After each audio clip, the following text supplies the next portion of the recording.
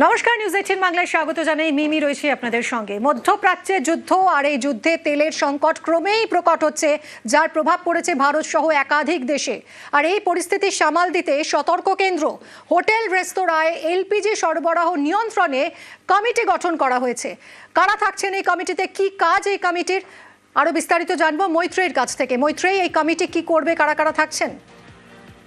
এই কমিটি মূলত গঠন করা হয়েছে। এই কমিটির 3 জন সদস্য থাকবেন। তারা মূলত খতিয়ে দেখবেন যে আপৎকালীন বিষয়ে যে সমস্ত প্রয়োজনীয় বিষয় রয়েছে, অর্থাৎ যে যে সেক্টরে গ্যাসের বা পেট্রোলিয়ামের প্রয়োজন রয়েছে সেই সমস্ত সেক্টরের ক্ষেত্রে তাদের প্রয়োজনীয়তা কতটা রয়েছে সেই সমস্ত কিছু খতিয়ে দেখে চূড়ান্ত সিদ্ধান্ত এই কমিটি, 3 সদস্যের যে কমিটি গঠন করা হয়েছে তারাই চূড়ান্ত সিদ্ধান্ত নেবে।